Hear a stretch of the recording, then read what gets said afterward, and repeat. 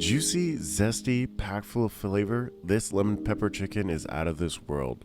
For the ingredients, you need some chicken, garlic, some salt. I prefer kosher salt, but you can use any old salt. You're going to need some pepper as well, some dried thyme, a lemon for zesting and the juice, Worcestershire sauce, parsley, and you want the flat kind of parsley. There's two types. There's one that's curly and the one that's flat. You can see these leaves are flat. And finally, some olive oil.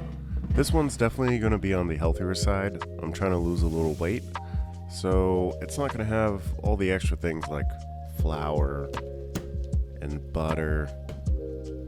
Sweet, sweet butter. Anyway, let's get into it. You want to smash up your garlic, make it nice and flat, and then you're just going to dice it up really nice and fine. The more you dice up the garlic, the more you release the garlic flavor in it. There is a chemical in garlic called allicin, and the more that you dice it up, the more it breaks up and releases that good sulfury, strong, pungent odor, which is what we really love in garlic. Next, you're going to take your parsley, pick apart the leaves. You can imagine that you have a crush on someone and figure out if they love you or if they don't. Or you could just do it like this and just go from the base of the stem and slide your fingers up to the top. And that's a pretty quick way to peel your parsley, although it's not as cute. Then you want to take a nice, even rocking motion. Make sure to really lift the blade so that you don't crush your parsley when you chop it up. Then we're just going to scoop that up in our bench scraper and put that on the side. Finally, the last part of our prep is taking our lemon. You only really need one for this. I like to keep it whole first when I zest it, and using my zester, I zest away. If you don't have a zester, that's no problem. You can use a small cheese grater and grate up the rind of the lemon. It's not going to be as zesty as a zester, but it'll do the job. Look how fine that zest is. Then we're going to take our lemon and slice it in half. You're going to need the juice from this, and about 1/3 cup of lemon juice should work. And using both halves of these lemons, I came out with exactly 1/3 cup of lemon juice. It was perfect. Next, we're making the marinade. We're going to throw in our olive oil, the lemon juice, add in our lemon zest to make it really zesty. Sprinkle in a little bit of salt. Add in your pepper, your dried thyme, because it's thyme, and the garlic, which is the real star of the show.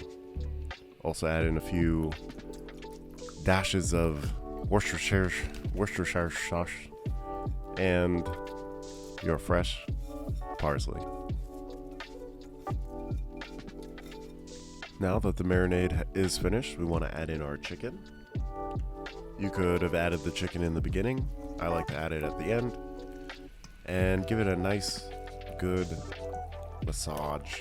You really want all this marinade that you work so hard to make to just fully coat this chicken. Once you're happy with how it looks, we're gonna do the actual marination. For this, I am using a vacuum seal bag, but you don't have to do that. You can just use a large Ziploc bag, or you could even just marinate the chicken in the bowl, simply using saran wrap. The honest reason why I'm using a vacuum sealer is because I bought one and I feel like I need to use it. I don't use it nearly as much as I should, but here we are. So I'm adding all my chicken and getting as much as marinade as I can into this vacuum sealer. If you never used one before, it can be very daunting, but once you get it, it's pretty easy. You just seal one side, add your chicken, then you put it in the other side, and then it sucks all the air out, seals it off for me. You're going to want to set this chicken on the side and let it marinate at room temperature for 30 minutes to an hour. If you do marinate it longer than an hour, the acid from the lemon will make the chicken really mushy and completely ruin the texture. So again, no longer than an hour, please, at room temperature. For this method, I'm choosing to bake the chicken. I've set the oven to 425 degrees Fahrenheit, and I plan on cooking the chicken for 20 minutes initially and then checking the temperature as I go. This is just a marinated chicken though, so you could cook it any way you'd like, whether that's on a pan, in the oven, or on the grill. We are looking to achieve an internal temperature of 165. That'll make our chicken nice and safe. Something that looks a little bit like this. I let the chicken rest for about 5 minutes before slicing into it. It was tender, it was still juicy, and cooked all the way through. There are a lot of good signs looking here. Look at that, looking real nice. I even ate a little piece on the side because I couldn't wait for the plating, and I was pretty stoked with how it felt. For the plating, I chose to do a chicken salad with baby spinach, a couple of cherry tomatoes, and I topped it off with some trail mix. Now you might think that's weird, but it is nuts and dried fruits, which I think add a very nice touch to most salads.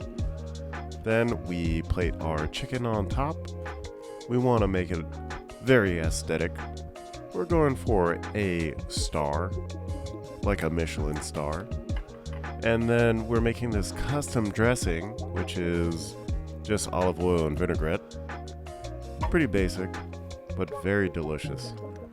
We're going in for the taste test. I'm trying to get a little bit of everything.